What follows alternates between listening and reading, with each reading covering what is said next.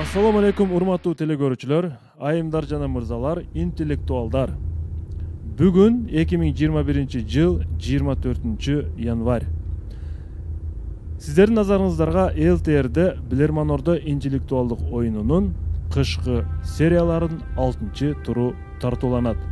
Эмил мырза, кышкы сериялардын графиктерин сиздер билесиздер, көрсөткүч өтө деле кубанычтуу эмес. Буйруса бүгүн сиздер бурулуш жасашыңар керек. Команданын маанайы кандай, оюнга даярсыздарбы Эмил мырза? Урматтуу телекөрүүчүлөр, кутмандуу кечиңиздер менен.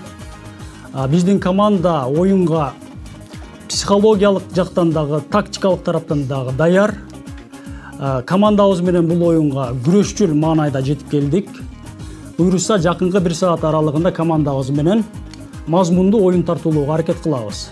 Андыктан бизден алыстабаңыздар, биз өзүбүз оюнубузду баштадык. Командага ийгилик каалайбыз. Биздин оюнга жаңы кошулган телекөрүүчүлөр болсо, биздин экрандагы даректерди телефонуңуздарга жазып, бизге суроо жөнөтүүнү баштай берсеңиздер болот. Биздин даректерибиз Ош шаар Ленин көчөсү 330, Билерман Ордо интеллектуалдык оюнуна деп кат аркылуу почтадан жөнөтсөңүздөр болот. Жана Facebook'ta Билерман Ордо деген баракчабыз бар. Ошондой эле Instagram'da Билерман астыңкы сызыкча Ордо деген биздин баракчабызга кирип, катталып, анан суроо жөнөтүңүздөр. Электрондук дарегибиз bilerman@tv.mail.ru. Бул Урдатан келип жаткан биздин дарегибиз. Мына ушул даректерден сиздерден суроолорду күтүп кала бермекчибиз. Ал эми каттар аркылуу Ош шаар Ленин көчөсү 330 Билерман Ордо оюнуна деп жөнөтүңүздөр. Сөз түрдө фото сүрөт, дарек, телефон номери жана суроонун маалымат булагы көрсөтүлүшү керек. Барыңыздарга чоң рахмат, урматтуу телекөрүүчүлөр. Өтө суроолор көп, бирок биз бир четтен оюнга коюп келе жатабыз. Ал эми биздин бүгүнкү оюндун өнөктөштөрү менен сиздерди тааныштыра кетейин.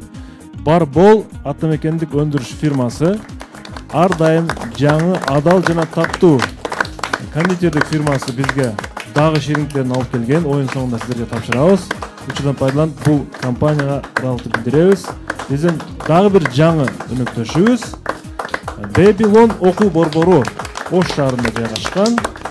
Мына ушул окуу борбору бардык курстар боюнча билимиңиздерди өркүндөтүп, кызыктуу көп маалыматтарды ушул окуу жайдан алсаңыздар болот. Биздин студиябызда бүгүнкү ушул Babylon окуу борборунун директору Назара Турганжан айымда өзү келген. Турганжан айым, кош келипсиз. Азыр сизге бир аздан сөз беребиз. Жана дагы бир өнөктөшүбүз бул Секом окуу борбору, билим алуу жана өнүгүү борбору. Секом окуу борборунун жамаатына да чоң ыраазычылык билдиребиз. Мына ушул окуу борборлор бизди интеллектуалдык жактан, ушул жерде интеллектуалдар бар деген жакшы ниет менен колдоп келе жатат. Чоң рахмат. Албетте бул окуу борборлордун сиздерге аталган сыйлыктары бар. Babylon окуу борборунун кандай сыйлыгы бар экенин биз Турганжан айымдын өзүнөн угабыз. Урматтуу Билерман Ордо интеллектуалдык оюнунун катышуучулары, силерге бүгүн атайын конок болуп келе турабыз. Анан силерди колдоо иретине келе турабыз. Силерге ийгилик каалоо менен биргеликте силерге кичинекей белектерибиз бар. Аны менен келдик. Жакшы катышкандарга акчалай сыйлыктар, андан сырткары акысыз окууга жолдомолорду ыйгаруу үчүн келдик. Ийгилик каалайм силерге. Мындан кийин Кудай буйрса ушул Babylon окуу борбору менен биз ар дайым өнөктөш болуп, биздин интеллектуалдык клубду ар тараптан колдоп турууга даяр экендигин билдирди. Чоң рахмат. Суроолордун арасында актив дизайндын дагы бир суроосу бар. Аны сиздер жакшы билесиздер. Актив дизайн өзү суроосуна кошуп байгесин дагы берген. Babylon окуу борбору мыкты телекөрүүчүнү өзү тандайт. Турганжан айым мыкты суроону тандап, ал суроого 1000 сом акча каражатын берет сыйлык катары, жана мыкты бүгүнкү оюнда катышуучуга дагы өзүнүн сыйлыгы бар. Аны Турганжан айым өзүнүн ыктыярына коебуз. Ал эми бул жерде турган байкоочу билермандар, сиздер дагы мына Секом окуу борборунда бул жерде сыйлыгы бар.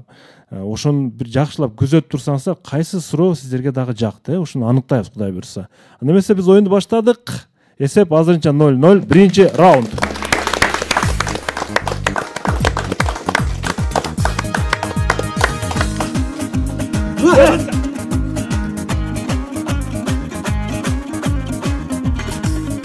Биринчи раунд өткөндө Премьер лигадагы команда Бектурган Мизамидин уулу жетектеген команда ойногон. Команда өтө аракет кылган, бирок тилекке каршы команда жеңилип калган.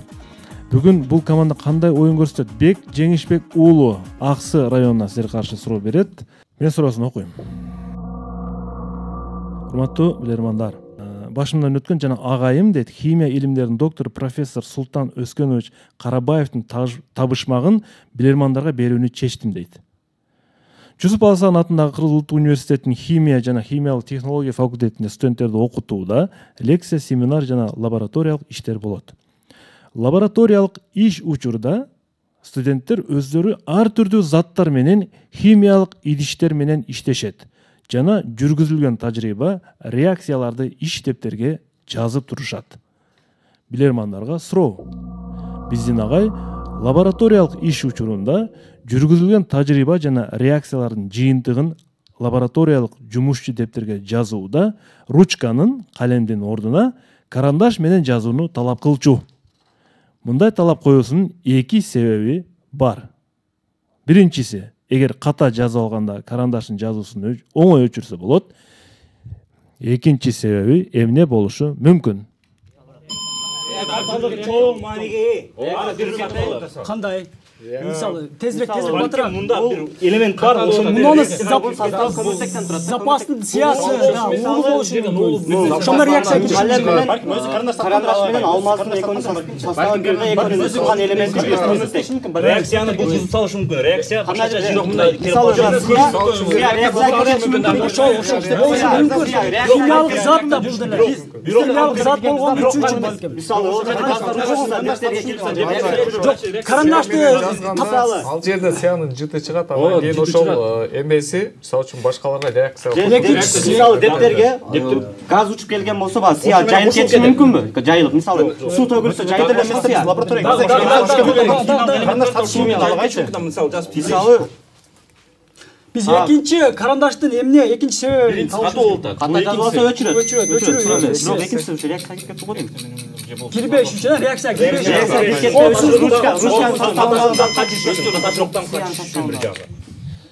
Эмили мырза. Ким жооп берет? Урматтуу алып баруучу, келиңиз биринчи суроонун жообун Махмуд Али Султановдон угабыз. Ручканын сыясы биз билгендей химиялык элементтерден тургандыктан муну менен биздин алып аткан реакциябыздын жыйынтыгы катачылыкка барышы мүмкүн деген биздин жообубуз ушул. Жоопту кабыл алдым мен. Махмуд Али ручка менен карандашты бир салыштырмалуу бир мисалын айтып өттү. Мен эми туура жоопту айтайын. Барыбызга белгилүү, карандаштын өзөгү эмнеден жасалат? Графиттен жасалат. Графиттен жасалат. Ал эми графит сууда жана башка органикалык эриткичтерде эрибейт. Мына ошондуктан карандаш колдонулат химиялык сабактарда. Эсеп 1-0. Телекөрүүчүлөрдүн пайдасына бул раунд Бек Жеңишбек уулун биз бул суроо үчүн рахмат айтабыз. Менче жакшы суроо. Эсепти биз азыр телекөрүүчүлөр тарапка өзгөртөбүз. Эсеп ачылды. Жана биз оюнду улантабыз. Экинчи раунд.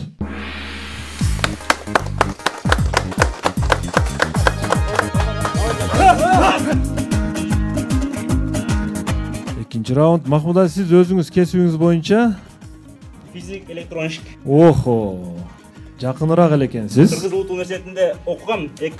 Химия лабораториясы, физика лабораториясы бир корпуста жайгашкан. Менимче сиз ар дайым ручка колдонуп жүргөнсүз, карандаш эмес. Ооба. Бурулай Жапар кызы Чаткал районунун тургуну силерге каршы суроо берет. Урматтуу билермандар. Алтай жеринде акчаны асмандын башынан табышат деген бир ылакап сөз бар.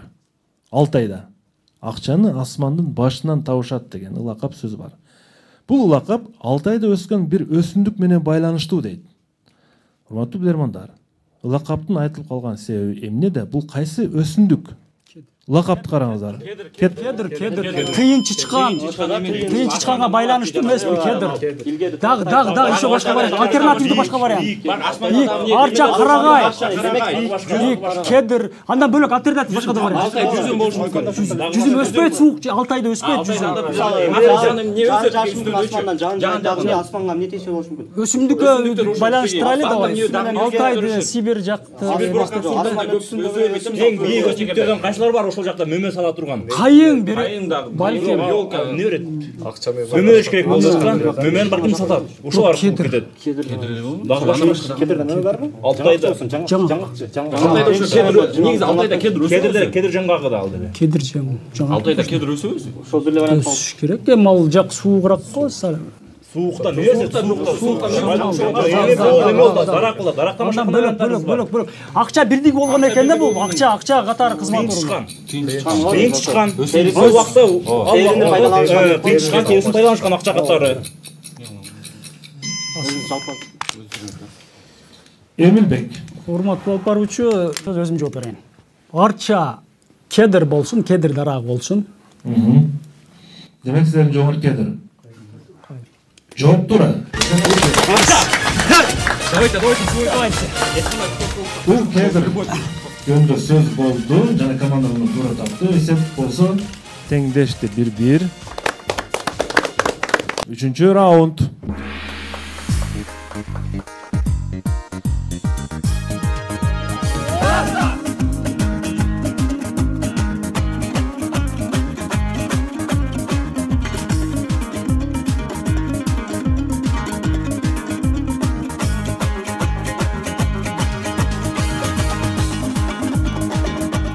Менимче Секом билим берүү борборунун суроосуна келди. Секом билим берүү борбору Анара Токтосунун суроосуна 1000 сом акча коюп берет.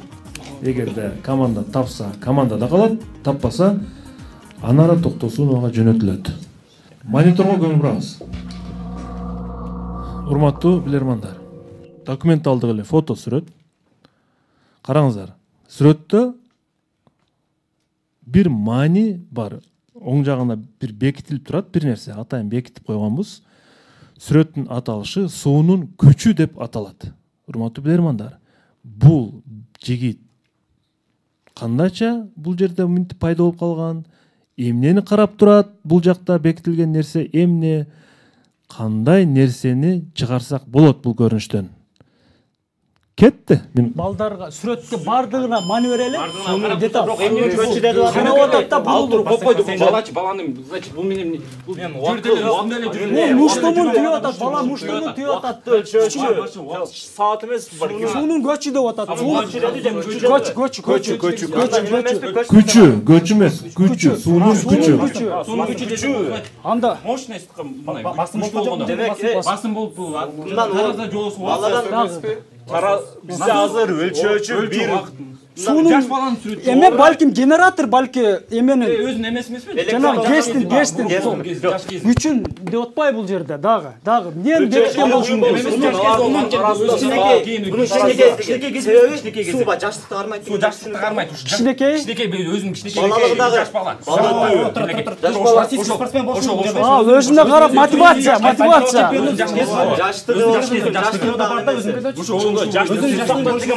Күчү десе Балким айнектир, обычный айнектир, айнек көрүп өзүнө. Телосын көрүп. Өзүн жакарап Күзгү өзүн деле телосын көрүп балким. өзүн жаш кезин карап элестетип атам. Мен бир жерден көргөндө болсам бирок ташкы күчү деген Мошто бирок жинекелик кандай да? Команда отуруңуздар. кармайт деген. Эмил мырза. Бекитилген жерде эмне бар? Ал Примовдон угабыз жоопту. Ал Примов. Урматтуу алып баруучу, биз бир кадрга окшоштуруп атабыз. Аналогия катарычы. Россиянын, Орусиянын бир киносу бар болчу. Адашпасам чемпиону деген же болсо адашып атам да. Выше деп адашып атам, толук эмес, бирок олимпийский чемпион тууралуу болгон ал кинодо. Ал кинодо өзүнүн бала немеге түшкөндө, травмадан кийин, аябай чоң оор травмадан кийин бассейнге түшкөн учурда, ушундай акыбалда түшкөн учурда өзүнүн балалык кезин көргөн эле да. Мында дагы мүмкүн ошол жерде, мүмкүн эмес, эми биздин ою, команданын ою, өзүнүн кичин кездеги балалыктагы өзүнүн алгачкы бассейнге таштаган кезини көрөт аткандыр да. Ошондо суунун күчүн баамдап, суунун күчүн эстегени деп ойлоп атабыз. Демек, бекитилген жерде баланын жаш кези турат. Балалыгы, өспүрүм кези, балалыгы, да? Түшүнүктүү. Жооп калды. Мен туура жоопту көрсөтөйүн. Урматтуу билермандар, бул жигит мүмкүнчүлүгү чектелген майып жигит болчу. Давай. Бул коляскада жүргөн сууга түшкөндөн кийин гана бул басып туруу мүмкүнчүлүгүнө ээ болду суунун күчү менен. Караңыздар, суунун салмагы менен бул бутуна тура алды. Негизи бул коляскада жүргөн майып бала болчу. Эсеп 2-1. Телекөрүүчү Анара Токтосуновага Секон билим берүү борборунун 1000 сому жөнөтүлөт. Биз куттуктайбыз телекөрүүчүнү.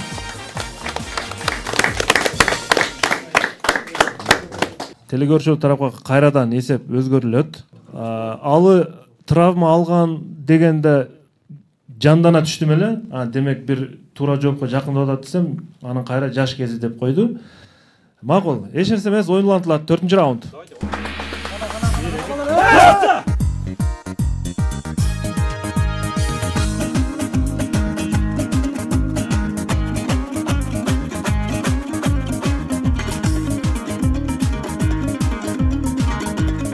Алдыда чоң сыноолор турат. Бул деген супер блиц бар.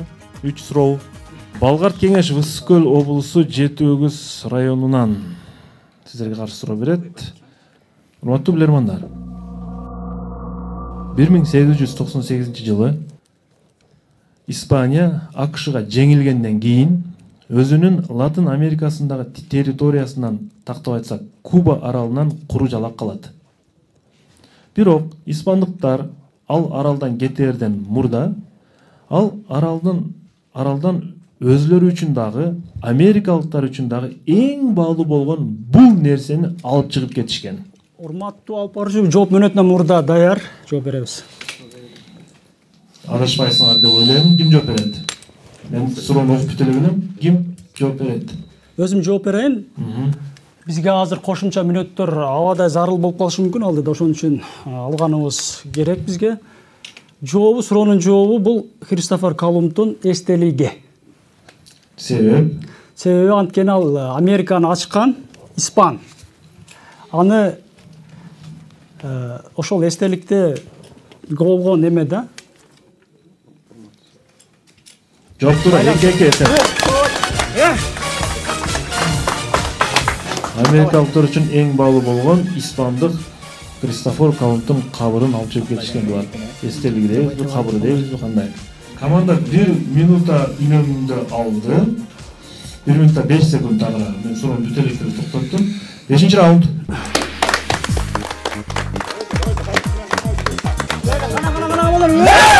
Урматтуу телекөрүүчүлөр, бүгүн Эмил Бакандын командасы кышкы сериялардын финалдык оюнуна жолдомо алууга аракет кылып жатат. Мындан кийинки оюндар бул Мелис Музулмановдун оюну, андан кийин Сагынбек Мамановдун оюну. Мына ушул эң чечүүчү оюндардан кийин биз билебиз ким финалга ойнойт. Эсен Абдиназаров, Кызылкая шаарынын тургуну, сиздерге каршы суроо берет. Белгилүү дүйнөдөгү брендтердин бири бул Kodak компаниясы. Сиздерге азыр ошол Kodak компаниясынын жарнама иретинде чыгарган бир сүрөтүн фото суроо катары сиздерге берем. Мына ушул суроо жөнүндө. Урматтуу билермандар, Kodak компаниясы бул рекламалык сүрөт аркылуу биз адамдарга реклама кылып жатып, рекламанын алдына ушундай сөз жазган булар. Сиз бул нерсени өлдү дегениңизде деген ушундай бир табышмактуу сөздү жазышкан. Урматтуу билермандар, бул эмненин жарнамасы? Kodak жарыялаган. Кетти минута.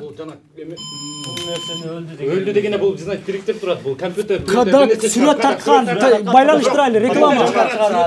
Компьютерге байланыштырып. Сиз бул нерсени өлдү деп эсептегениңизде деп атат. Улантайлы. Биз дегенде бул кайрадан жаралды, элес болду. Бир тууган адамы мисалы Элестерди сактап калат да фотоаппаратка. Даг. Биз ошол момент тирүү маалында ошол адамга ошол моментте сүрөткө түшүрүп калыш керек. Kodak болбой сүрөткө тартат аларчы. Адамдыбы же элестерди мисалы жакын тугандар алар эстеп жүргөнгө же бактылуу элестердиби? Бактылуу элес. Иса пайгамбар боюнча эмеспи? Иса Кандай дине реклама бул жарнама, бизнес, коммерциялык максат.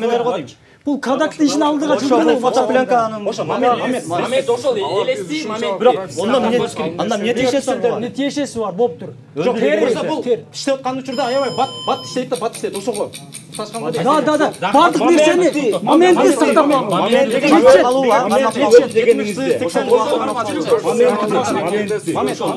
иштеп сактап сүрөткө түшүрүп калыш. Эмин Дауыт Бекболотовдон кайрадан. Бул Kodak компаниясы байланыштуу болгондон бул Kodak компаниясы өзүнүн фотопленка чыгаруу эмеси менен белгилүү бренд да. Ал эми рекламасынын астында сиз бул нерсени өлдү дегениңизде деп жазганын себеби ал өзүн өткөргөн биздин убактылуу көз ирмемдер дейбизби, ошону биз өткөрүп унутуп жибердик деп ойлогонубуз менен ал биз сүрөткө тартып калуу менен ошол учурларды алып калганбыз да, биз кийин эстеп жүрүүгө мүмкүн. Бул элестер өлүп кетпейт дегендей реклама. Убактылуу көз ирмемдер. Kodak бул рекламасы менен убактылуу көз ирмемди бергиси келгенби? Мен ушуна түшүндүмбү? Ошол жакшы өттүргөн учурларды, бизден өткөн учурларды өзүнүн сүрөткө тартуу эмесин мактап атат да, пленкаларыны. Биз аны кандай жол менен кармап калабыз, эстеп калабыз сүрөткө тартуу учур менен. Ал эми биз аны унутпайбыз, ошол кийин сүрөттөн көрүп эстеп жүрөбүз. Ал немелер өлгөн эмес да, элестер. Бул сүрөттүн демек ушундай маани чыгат деп ойлоп атасыз. Ооба. Жооп кабыл алат. Пленка. Мен туура жоопту айтам. Менимче сиздер муну унуттуңуздар. Kodak өзүнүн эң сапаттуу батарейкалары менен дагы таанымал, урматтуу билермандар. Kodak батарейкалары жөнүндө сөз болуп жатат. Сиз бул батарейканы өлдү дебеңиз деп жолборско салыштырып атат. Жолборсу өлдү дебеңиз. Бул жолборс өлдү дебегиле. Анткени батарейка күчү сакталып турат деген маани бар болчу. Эсеп 3-2.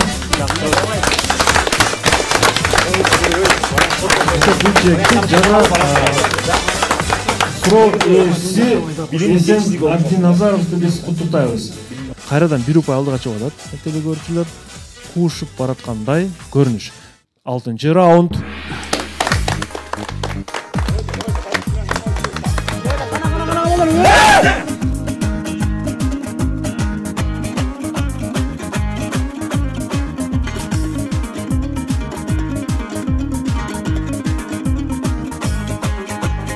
Кайрат Абсатаров, Ош облусунун тургуну, бирок Кайрат мырза фото сүрөтүн жөнөтпөптүр. Урматтуу Кайрат мырза, сөзсүз түрдө кийинки оюна суроо жөнөтүңүз. Урматтуу билермандар. Мексикада Тарахумара деген өзүнчө бир уруу бар. Тарахумара деп да айтылып жүрөт. Интернетте, Википедияда Тарахумара деп да айтылып жүрөт.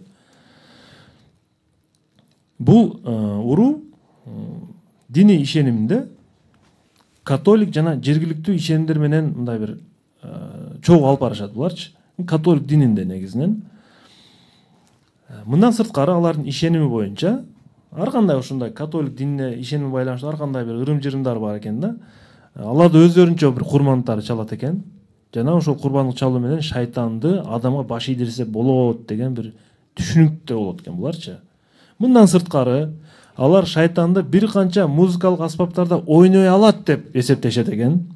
Музыкалык аспаптар бул ушул шайтандын бир эмне деп коет, алектенген нерсеси деген менен деп ойлошот экен. Бирок Тарахумара уруусунун айтуусу боюнча шайтан бир музыкалык аспапта такыр ойной албайт экен. Ушул музыкалык аспапта такыр ойной албайт экен шайтан.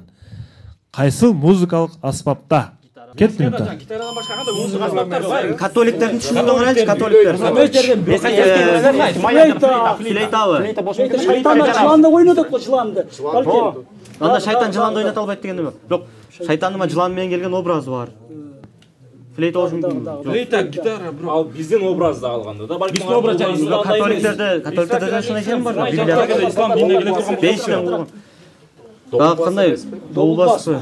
Жок, шайтандын өзгөчөлүгү. Гитара жана эме бубны деп шылдырак. Аны ойнай албайт экенде, бул мындай музыканын мааниси. Бул эгерде католикке майны бере турмаса, жана сурнай менен кыямат күндө сурнай менен чакырат эмес адамдарды ойготупчу. Сурнайбы?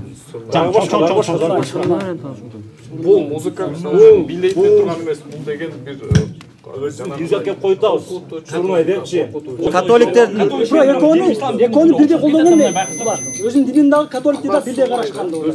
сурнай дейт. Жергиликтүү маизм, маялар кайсыга бир токтогойлу балдар? Гитарага же сурнайбы билбейм. Эмил, Урматтуу алып баруучу, келиңиз өзүм аракет кылып көрөйүн. Гитара. сиз гитара деп жооп бердиңиз. Жооп калалы. Туура жокту айтам. Караңдар. Шайтан баардык нерсени адамды азгырат, башка кылат дегенде музыкалык аспапта ойнай алат. Бирок бир аз музыкалык аспапка келгенде шайтан ойнай албайт. Анткени ага жолоштон коркот да, коркон үчүн ойнай албайт. Кайсы музыкалык аспап болушу мүмкүн? Демек, христиан ишениминде чокунуу негизги ритуалдардын бири. Ал эми музыкалык скрипка. Мониторду караңыздар. Эмне болду? Скрипканы ойнай албайт. Эмне үчүн? Скрипканын көрүнүшүн караңыздар. Скрипка крестке окшоп турат, урматтуу билермандар. Анткени кресттен шайтан коркот да, диний ишенимдер боюнча. Тиги христиандардын ишеними боюнча скрипка ойнолуп жаткан учурда крест болгондугу үчүн шайтан коркот бул аспаптан. Эсеп болсо 4-2, урматтуу билермандар.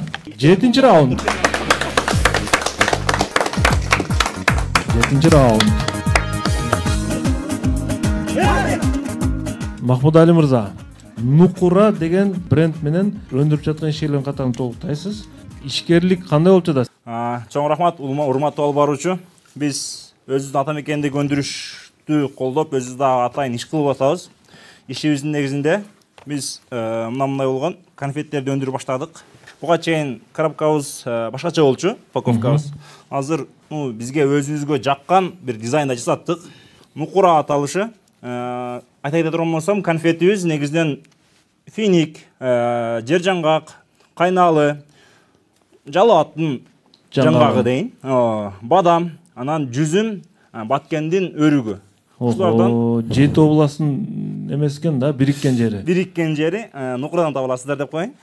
Эч кандай химиялык кошулма жок. Жок, эч кандай химиялык кошулма жок. Сахар да кошулбайт, кум шекер. Таза тастыкталган продукция. Буну жегенден кийин эмне болот? Ошону айтыңыз эмне. Жегенден кийин албетте бул кошулмалардан келип чыга турган болсок, бул иммунитетке, ден соолукка пайдалуулугун айтып кете алам. Анан өзүңүздөр көп болуп атасыздар, акыркы учурларда кант курустардан сурогу сактоо менен өтүп кетип, кайрадан чаптап чыгарып атышат. Биздикинде мындайга вообще таптакыр туш келбейсиздер. Ишиңизге ийгилик. Чоң рахмат. Муну сиздерге белек алып келдим ордого. Рахмат, чоң рахмат. Актив дизайндын суроосу билермандарга берилет. Билермандар тапса, актив дизайн 1000 сом акчасын командага берет. Урматтуу билермандар. Тропик мамлекеттерде ушул мекеме ичинде күнү түнү күчтүү жарык берүүчү күчкө ээ болгон лампалар күйүп турат. Тропик мамлекеттердеги ушул мекемеде. Урматтуу билермандар, бул эмне болгон мекеме? Эмне үчүн ал жерге күнү түнү жарык тийип туруш керек? Күчтүү бир жарык берген. Кетти минута. Урматтуу алып баруучу, жооп мөөнөтүнөн мурда даяр. Бизге мүнөт талкуу мөөнөттөрү керек. Абадай зарыл болуп калышы мүмкүн алдында. Ошон үчүн эртерээк жооп беребиз. Бул тропикалык мамлекеттердеги китепканалар назарда тутулат мекеме десек. Ал жерде мекемелердеги эме китептер сапаттуу сакталыш үчүн ал жерде нымдуулук аябай жогору. Нымдуулукту азайтыш үчүн ысык болуш керек. Ысык өткөрүүчү прожекторлор, лампалар күнү түнү 24 саат жандырылып турат. Негизги максат нымдуулукту азайтуу. Китеп фондун сактоо нымдуулуктан. Азаматсыз. Жооп туура.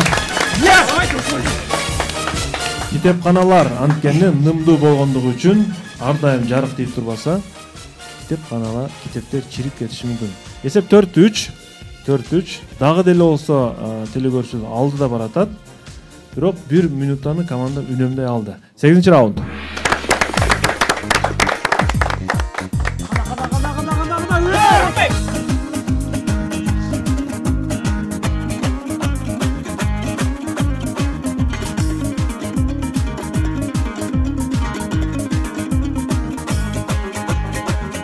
Денис Гамановдун суроосу экен, Бишкек шаарынан сиздерге каршы суроо берет. Денис Гаманов.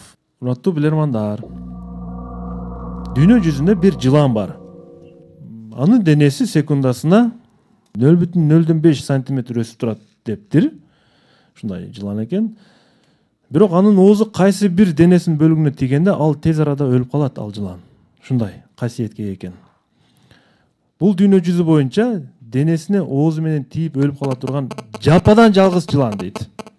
Урматтуу билермандар. Бул кайсы жылан? Кеттим. Өтмө маани экен да? Өтмө маани окшойт. Жок, түзеле маани да бул жылан тили денеси кайсы бир мүчөсүнө тийсе өлүп калат экен. Тилинде у бар экен, мындайча айтканда, дейли. Өтмө маани го Жок, дүйнөнүн жүзүндө бул түзеле маани да. Жылан болсо айланып келет. Ушундай жыландар болот биологияда. Дагы кандай жыландар? Мисалы питон, андан кичинекей мамлекеттер. Кобра, Анаконда жана эки баштуу жылан. Бразилияда бир эң улуу жылан бар, атын эсте албайм. Эки баштуу жылан. Жок, Бразилияда ушу укканда кулактары бар анаконда бар го? Анаконда, Кобра. Ошону эң улуу деп айтышат да? Эң улуу жылан. Эсеп азыр 4-3, а? Ордун жардам ичинде. Жок, дагы өзүбүздүн ресурстан пайдаланайлы, давай. Эң улуу жылан. Эмне кайсы бир конкрет коюлду да суроо, кайсы жылан? Кайсы жылан деп Конкрет Бул Африкада жайгашкан болушу мүмкүн. Ал жакта ысык, биринчиден. Африкада жайгашкан кандай кобралар бар эле? Эгер өтмө маанida карап көрсөк кандай болот? Өтмө маанida карап көрөлүм. Дагы. Өзүнүн бир денесинин мүчөсү тийсе өлүп калат экен. Тили.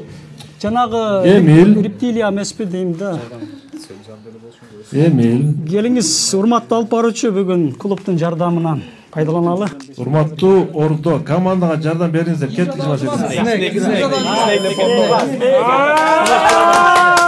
Снег. Өтмө маанida Оюн. Тошна түшүндүңбү? Ооба, жана өтмө маанida экен. Алтыбай. Коон түшүрбөгүн да анан. Эмил. Ким жооп берет? Урматтуу алып баруучу, бул суроого Эрлан Алтыбаев жооп берет. Эрлан Алтыбай. Ордонун жардамында. Ордонун жардамында. Урматтуу алып баруучу, негизи бизге Ордо жакшы бир туура деп ойлойбуз вариантты берди. Бул өзүбүз билгендей жана орусча айтат змейка оюн. Бул өзү змейканын оюн максатында бул негизи мындай шарды жеш максатында ошондон упай топтойт. Секундасында мындай 0,05 усуп турат. Ар бир шарды жеген сайынчы. Анан оюн учурунда эгерде мындай өзүнүн аягына мындай куйругуна тийип кала турган болсо өлүп калат дагы, анан ошондон өлүп калат. Ошол оюн змейка. Сиз ойногонсуз бул оюнду? Албетте кичирээк кезде мындай Nokia деген телефонум бар болчу, ошол менен баняда болобу, үйдө болобу жарым саат тынбай рекорд коюп ойногом. Ордон жардамы туура. 4-4 эсеп. Бул ошол жыланча оюну. 9-раунд. 9-раунд.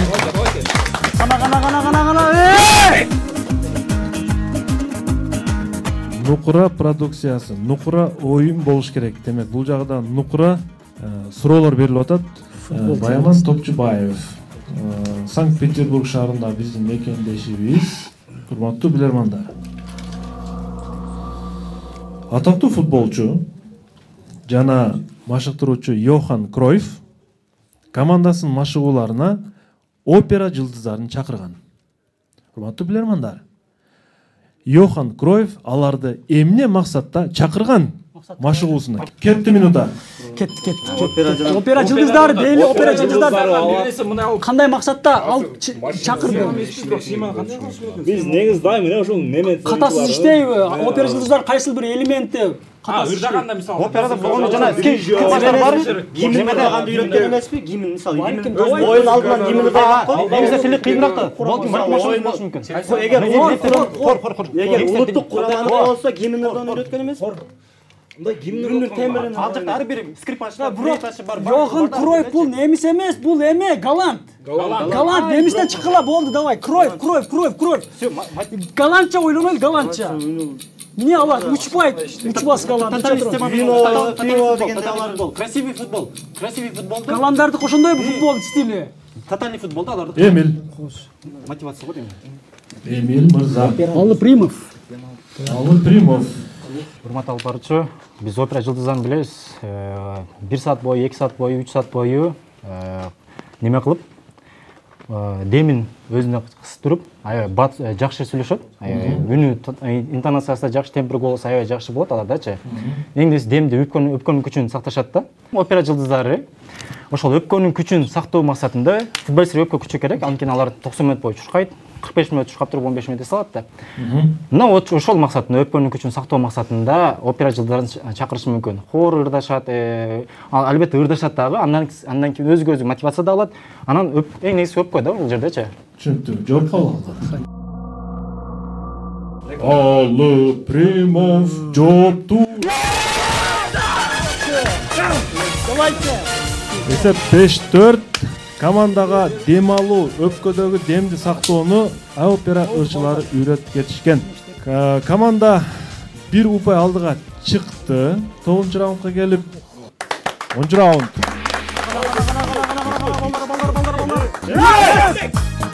10-раунд. 2 суроо калып атат. Демек бирөөсү Супер Блиц, бирөөсү Аида Абдурасулова деген телекөрүүчүнүн суроосу.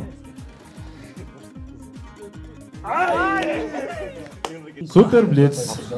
Бул тагдырдан, пешенеден. 3 суроо 20 секундадан.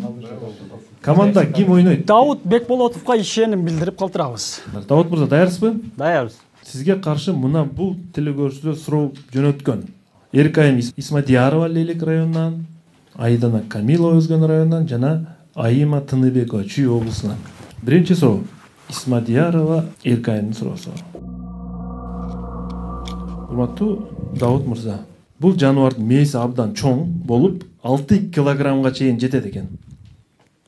Дүйнө жүзүндө жаныбарлардын ичинен жападан жалгыз секире албаган жаныбар. Жападан жалгыз ушул жаныбар секире албайт. Урматтуу Даудбек, кайсыл жаныбар бул?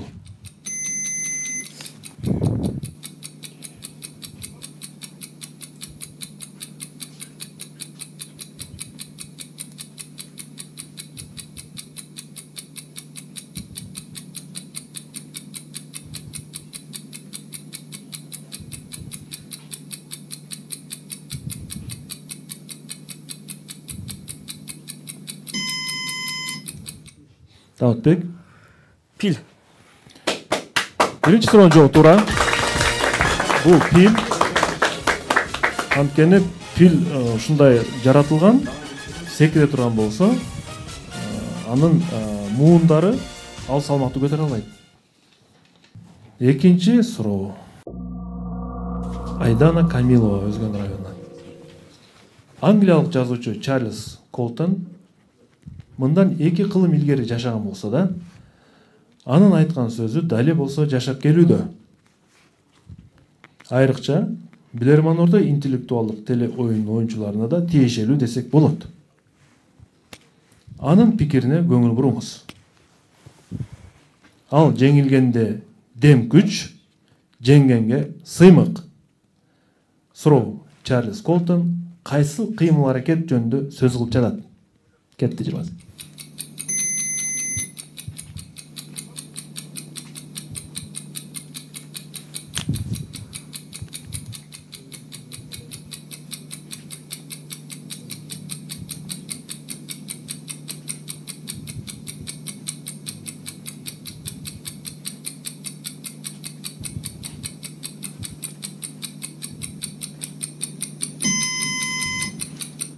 Урматтуу алып баруучу, ошол акыркы цитатаны кайталап берип койсоңуз жооп берейин. Цитатасы ал ушул кыймыл аракет деп атат. Жеңилгенде дем күч, жеңгенге сыймык дейт. Жеңгенде бул сыймык дейт.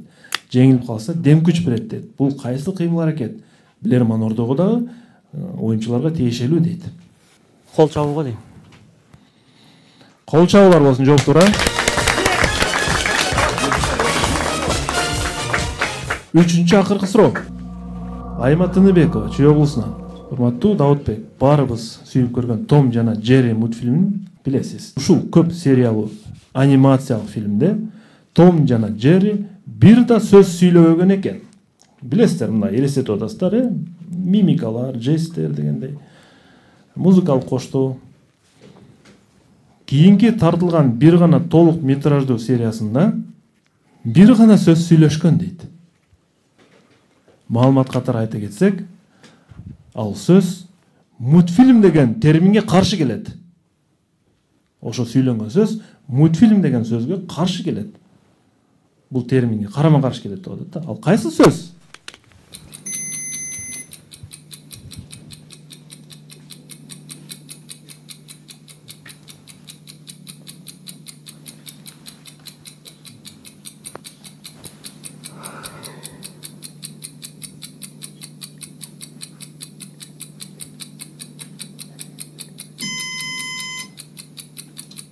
Биз чоңойдук дегендей сөздө мааниде. Биз чоңойдук деген, демек биз чоңойдук деген сөз айткан. Ошондой маанидеги сөз айтылган го дейм. Себеби бул эми трейлерин көрүп калдым эле, толук метраждуу немеде, аягында карып калап эле ошондой да. Мен туура жоопту айтам. Бул сериясында алар бир гана сөз сүйлөгөн, ал кино деген сөз болчу. Кино деген сөз айтылган. Билесиз, үчүнчү суроого келип, тилекке каршы аяктап калды. Эсеп 5-5. Айма Тыныбекова Чүй облусунан бул суроону уктуктайбыз. Жана телегөрүүчүлөр билермандар, акыркы раундга келип кайрадан теңдешип атат жана эң чечүүчү 11-чи раундту ойнойбуз. Демек, бул болсо Аида Абдурасулованын суроосу. Кара Суу районунун тургуну. Төмөнкү суроону берет. Урматтуу билермандар, фото суроо. Эмнен көрүп турасыздар, Эмил? Ооздун формасы окшойт.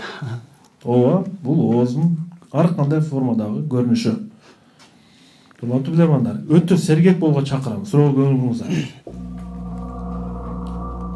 Сиздердин назарыңыздарда бир китептин сырткы көрүнүшү, же болбосо аталышы, китептин аталышы болот да, ошону алып салынган сүрөт турат.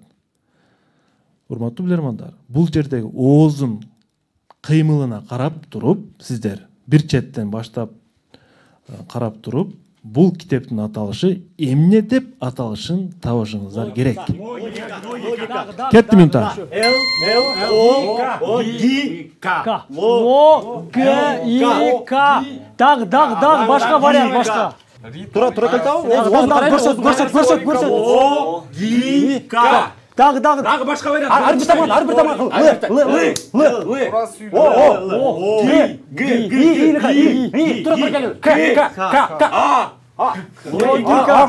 Даг.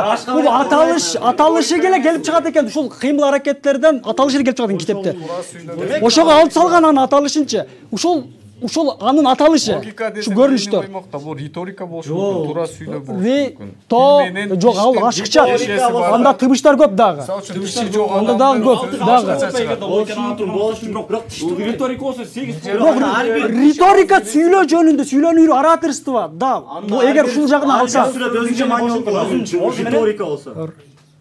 сүрөттөн келип чыгат, сүрөттөн. Балдар, токто, давай. Бурушу мүмкүн мындай. Немелердин чекистердики болсо, гүлкөн бишиктердики болсо мүмкүн. Чекистердики риторика, бирок сүйлөй турган болсо эмнеге же? Риторика эмес, шпиондордук болсо мүмкүн, шпиондордун китеби болсо мүмкүн. Балдар кайсыга чогулдайлы? Логика. Риторика или логика? Логика. Эми сүйлөө алып чыккан. Өзүңүз таразы алып көрүң. Эмнеге өзүңүз?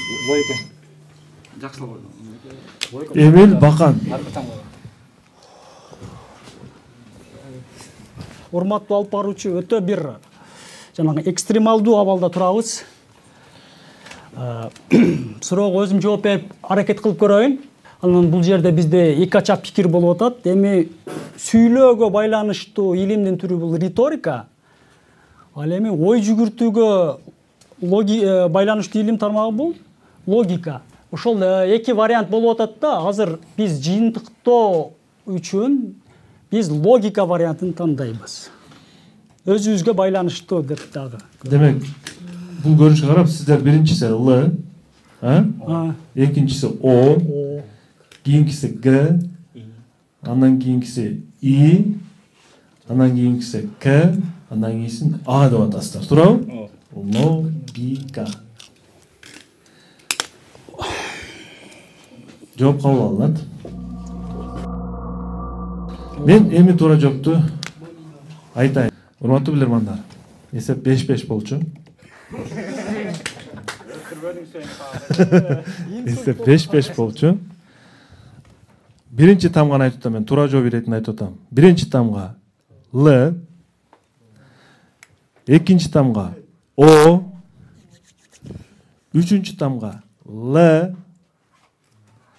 төртүнчү тамга И, бешинчиси Т, алтынчысы А. Лолита. Урматтуу команда. Лолита деген китеп бар, урматтуу билермандар. Сиздер бир аз жогорураак чыгышыңа керек эле. Логика деп. Логикада кайсы бир деңгээлде жесттер окшош кетиши мүмкүн. Бирок Л менен Г'нын тили мындай бурулбайт, урматтуу билермандар. Л менен Г'га тил мындай бурулбайт. Өтө сонун берилген бул жердечи. Лолита болчу. Ай аттиң.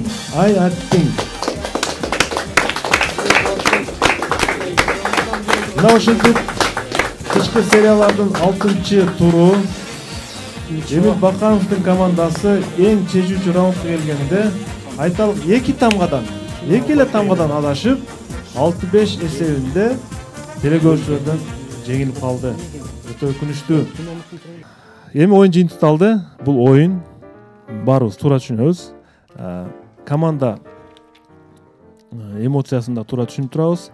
Команда сиздер өзүңүздөрчө мыкты суроону бир анализдеп көрүңүздөр. Мен болсо бул жерден Турганжан айымга сөз берейин.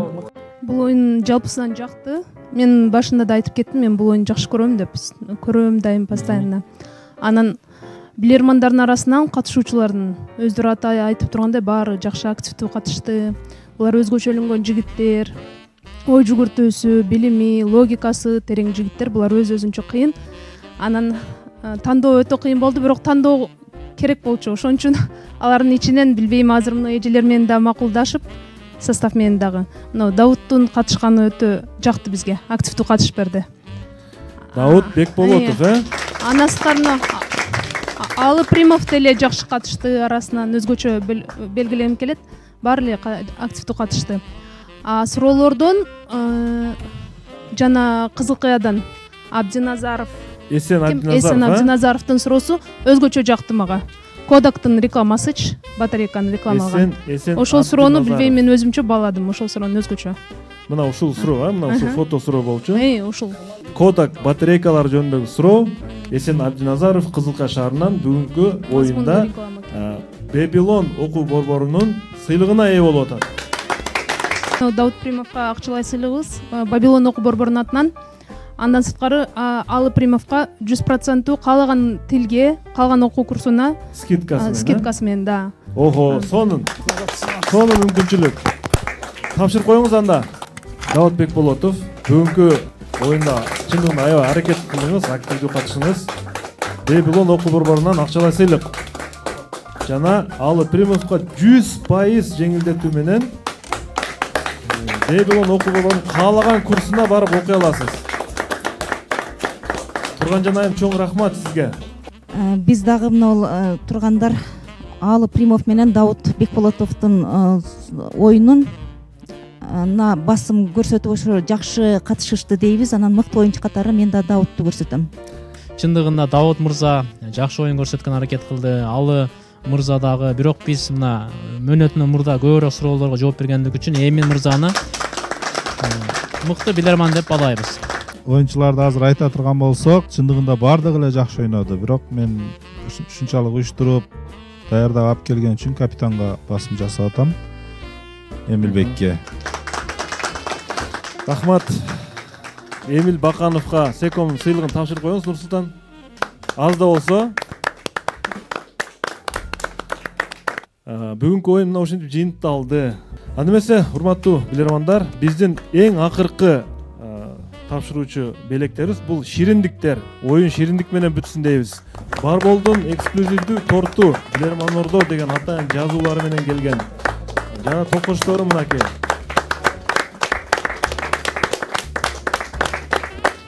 Барбол адал, таттуу, дайыма жаңы гана.